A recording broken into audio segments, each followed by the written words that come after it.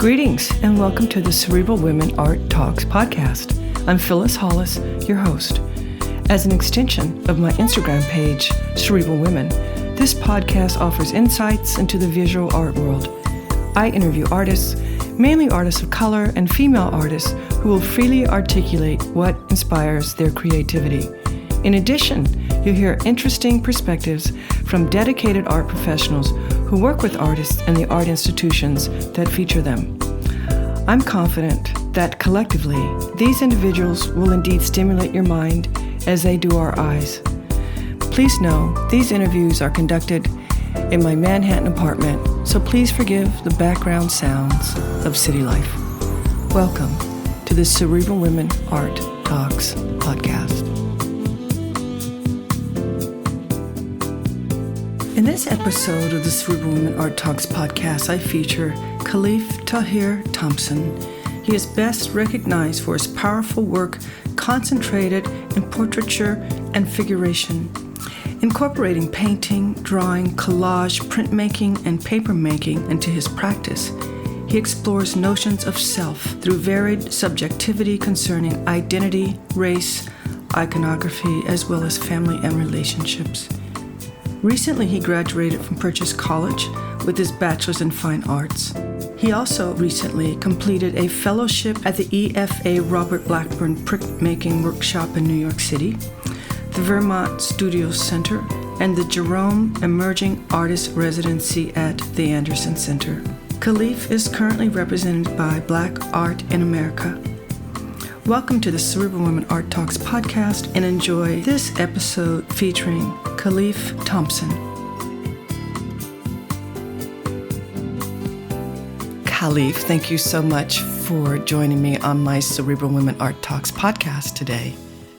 Thank you for having me. Yes. So let's start with the biggest question and the most important one is when did you discover your artistic passion? I said I'm already. Well, it's okay. I started very early in my childhood because it was around 4 years old that the earliest I can remember, drawing a lot and wanting it to be on my fridge, my the refrigerator in my house.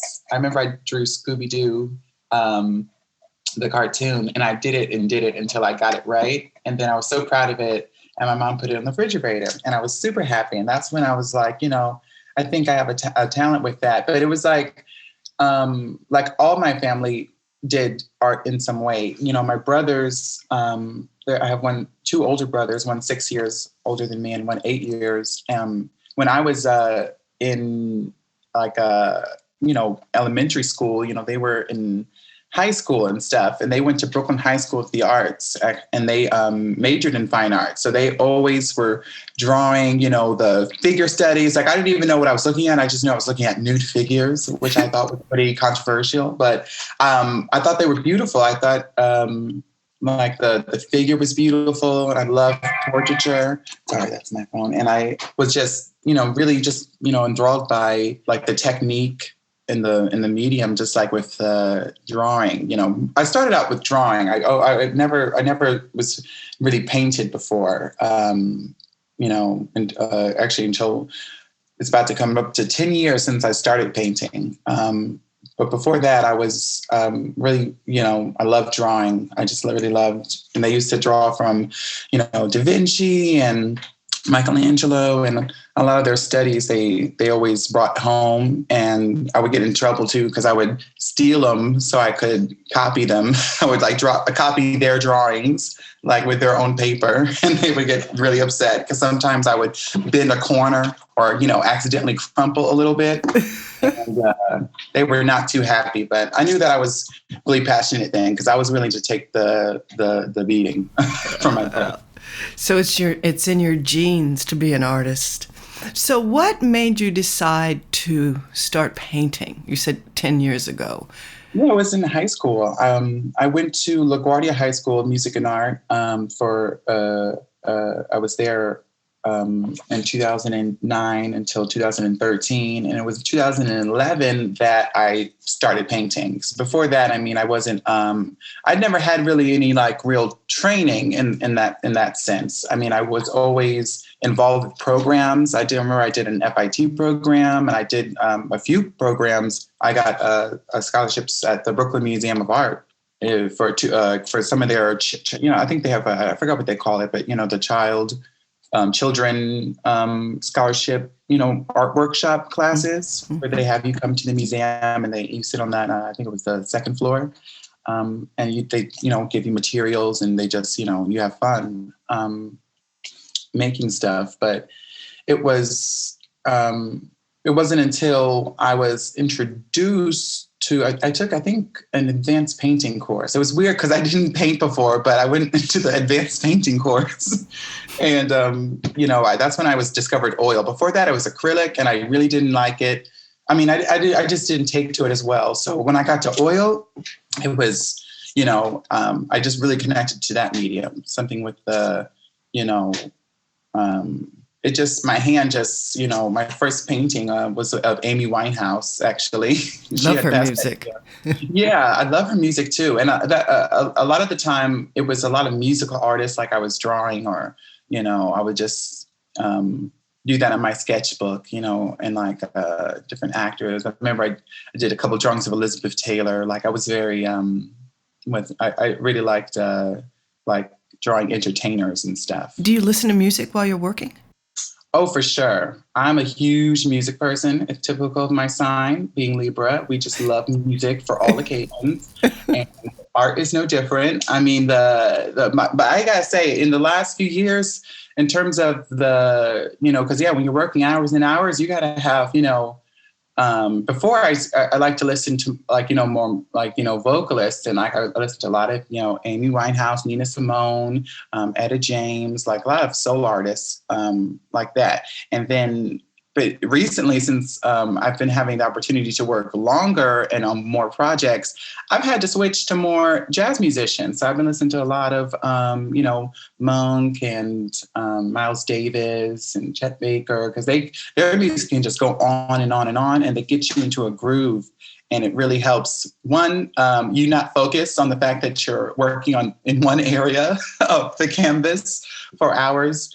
It just makes it feel like you're just in that moment, you're just, create. It only strengthens the creative like energy in the room. It really does. I love working with music. Yeah, music is magical in its own way.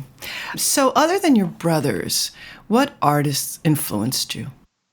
I mean, that I would think in terms of the work I'm creating now, that definitely once I went to, I got my bachelor's in fine arts at Purchase College. And that was I graduated in 2018. So about almost 4 years ago. But it was in those years that I got like a real, I found a great community that I wasn't, privy to before. And I think I went to the first like, what I saw as like this Black art showcase was the Kehinde Wiley show in 2015. And that was at Brooklyn Museum. And I remember being just like, wow, like it was like flamboyant. I as a Black queer femme myself, and in college, a lot of my work, it was, I never thought about painting or having my work center around Black lives and Black individuals, and centrally focused on that. It was more so I was a fan of all arts. I was painting, whatever, came to mind, or what I felt like painting. But there I really, with all the Black figures and all the ornateness, and I'm a real fan of like, grandeur and, moldings and ornate, Baroque, French, it was just like, it was very ornate and grand, and very over the top, and to see that from a Black queer artist, I mean, that was like a big thing where I was like, okay, like, I saw myself, because before that I was like, it was loose footing really. I was working, but it wasn't, it was again, it was just the passion really driving me. I never saw myself really you know, at that point, you're like, in certain spaces, and to that scale. So that was my Kende, where I was like the first in terms of the career aspect of it. He was a great influence for that. And also, finding the power in Black representation. I found I found more meaning in my own life, and my own family, my own communities that I could put into the work and it be powerful in that way. And again, it's home to me. So he was like, I think for that. And then it was obviously the Carrie James Marshall show, Mastery. Yeah. At the Met Brewer. That was another one. Me and my class went there. And again, I was just taken back. He was a really big influence at that point in terms of his modes of working. I remember just really enjoying how much fun he and technique he has fun. He has fun with his talent, He doesn't, there's no boundaries. He can do whatever. So he was like because before it was I felt a bit more constricted, I think I'm a pretty slow learner in terms of opening myself up to different things and experimentations. I try not to be so bridled, and I'm always trying to expand. And so Carrie James Marshall was he just, he did everything. I mean, he was working in the sculpture and printmaking. He was using silkscreen in paintings. I had never seen that. And he just was, doing it so, flawlessly. I was like, he's doing it. And I was like, I would love to do something like this, to this scale. I was like, I would love to push myself and train hard enough to, put out that level of, just excellence. I mean, it was mastery. It was definitely rightfully titled. Yeah, both of them are wonderful artists. And I love their use of color. And on that note, I love your use of color. Your work is very uplifting. Was it after seeing those shows that you decided to use the palette and the colors that you do? That was more organic, actually. I always loved, earth tones, saturated colors. I also love muted colors, but, in terms of the choices, that did come natural, in terms, I was a big fan of, I used to always love, like I said about the workshop at FIT, it was the first time where I was collaging with different things out of magazines and just putting colors together. And I love bold colors and earthy tones and things that are warm and inviting and, like you said, uplifting. That came naturally to me. But in terms of form, though, I would say how I could use form and color in conjunction. Because before it was very much, color kind of took a more decorative kind of, aspect in my work. And it wasn't, I've been learning how to use color strategically, like I saw in a lot of their work. So it was kind of it was just strengthening my use of color, my color theory, And yeah, it's definitely, I'm still, I love color. I mean, especially pattern, color, all of it. I love color field paintings, I take a lot of inspiration from that. Stanley Whitney, obviously, a lot of their color definitely color choices have influenced me. But, I think it's just like an aesthetic thing, it just kind of comes naturally. Like my mom, these are colors that, my mom would wear, that just, felt home, that felt like, that just resonated with me. That's great. When do the titles of your paintings enter the creative process? They can start before or after. I like to have fun with titles. And in terms of, I'm pretty indecisive. So it's kind of I wish, sometimes titles definitely change. Like I said about Siesta on Lexington, sometimes they, I start off with the title. I remember for the Nina Simone work I did, I wanted to do it because there was a song that I always was listening to, again, with the music. It was called Beautiful Land. But for a long time, I didn't know the title because it was on Alexa. So I would always forget to go check, and I forgot you could just look that up online. But it was I always just called the song Happy Little Land. And it was just very it was very light. And it was like, red is the color of it. And so I was like, I like that. I like that kind of dainty. She had like a very dainty, childlike kind of atmospheric kind of thing. And I was like, I want to do like a, almost like a children blockish kind of, like, I just knew I wanted to do something like that, like very big, but that started from that. I was like, okay, that's a great way to, do a nice, Nina work, but also play around. And, I included some land in there too. It was kind of, put in there. But that's how that started. And sometimes they're titled afterwards. I did one piece called Twinkling Silence. That was the title of a poem of the subject I had painted. She's a performance artist. Her name's Nicole Goodwin. And she does poetry. And I didn't know what to title the piece beforehand.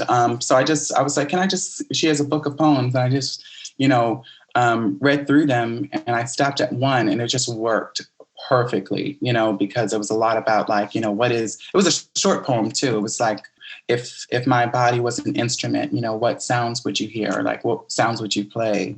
And it was kind of like, and the painting itself, if you look at it, it's like, this very grand. I think someone in the comments like, I hear a bass and like, like a brass instrument.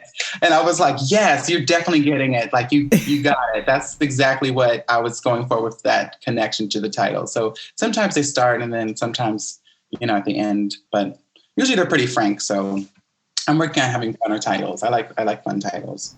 Yes. So, and how would you define your practice? I would define my practice, I would say it's, it's portraiture, figuration. I would say it's obviously collage. I think a little bit, there's some mixed media aspects. I use a lot of different materials in my work that have been integrated, and it continues to grow. I would say there's a craft aspect to it. And there's obviously like I don't want to say traditional, but it's like it's formal work, I would say. That's how I would define it. But it represents art history as well. It's art historical. What materials do you use in your work? I use a lot of different materials. My main basis is I'm a paper maker. I love handmade paper. I love the process, and I always use at least some handmade paper in my work. That involves different fibers. I use kozo fibers, more of the bark fiber, and a Japanese fiber, abaca, cotton, hemp, all types of those kind of fiber material. And I also use leather and suede and beads sometimes. Pretty much anything I can find. That's why it's pretty, it's like either found material or it's created material. But it always, I like to use a lot of different material. I think it adds a certain depth to the surface and to the figures, where it's like almost, I forgot what it's called, where you see a certain thing and you can feel it in your body, like, or you can imagine touching it, that tactileness. I like to manipulate the paper to create that kind of relief aspects, where it's almost like a living, breathing vessel kind of image that is like, felt through the screen. And how would you define Black art? Oh, I feel... I define Black art as a total vibe. It's just like it's like a spiritual, poetic conversation that exists. It's like a ongoing conversation, Black art. It's like, it exists, spiritually, I believe. It's like something that you connect to. I think all people can connect to Black art, but Black artists, especially you can feel it in the room. Like I said, when I was in that in Mastery, I was in the show with Kerry Jones Marshall show. It just was a rapport throughout the space. It felt of, Black culture, Black faces, Black stories, Black history, but it wasn't all encompassing. It was expansive. And so that's where it's like, just continues to be ongoing. It's just, yeah, it's a vibe. It's just a vibe. Yeah, a vibe I love very much. Do you feel your audience understands your work? Yeah, I think I haven't actually thought much about audience understanding the work, but I think it now, in terms of the language I've been building within my own work, and the more I definitely the conversations that I have with myself have become more clear.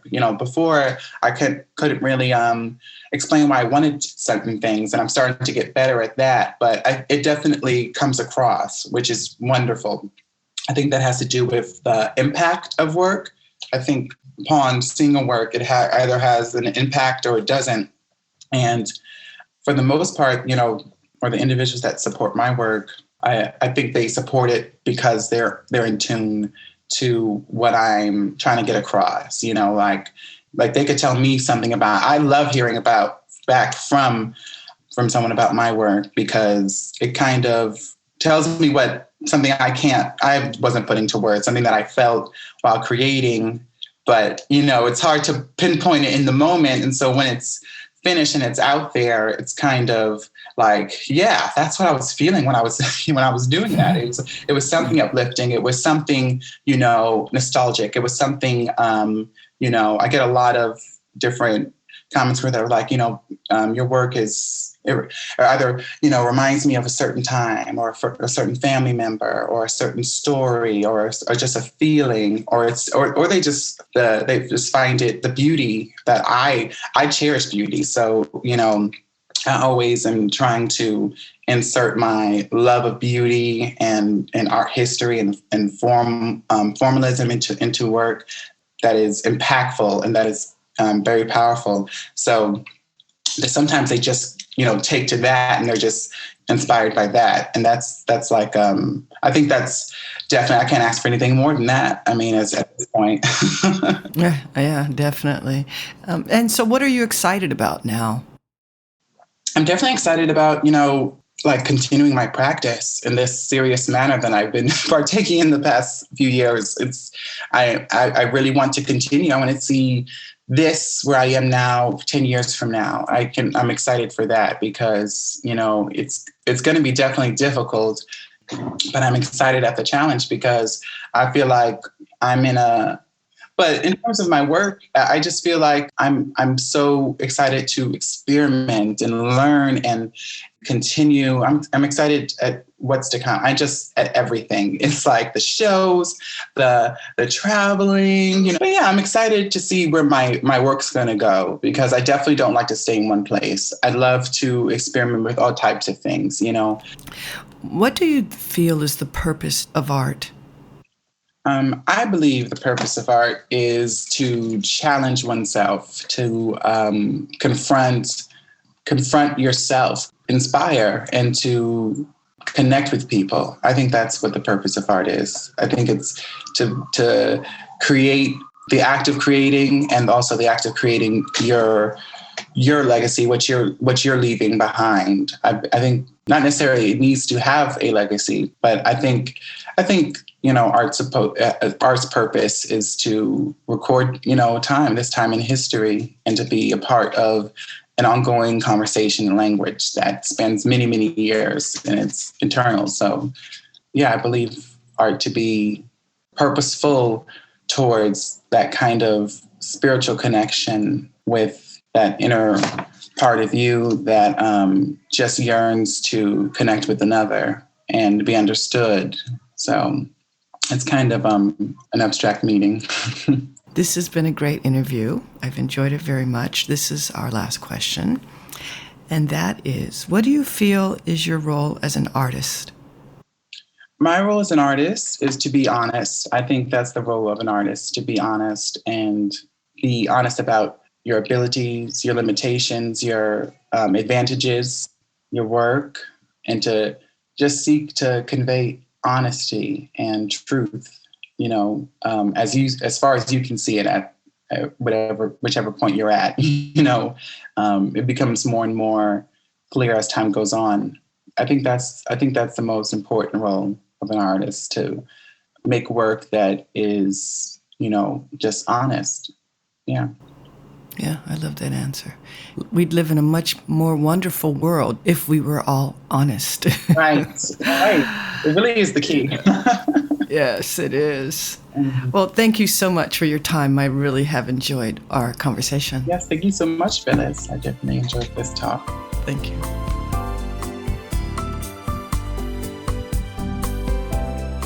Thank you for listening to Cerebral Women Art Talks podcast. For additional content, please visit cerebralwomen.com and be sure to follow Cerebral Women on Instagram.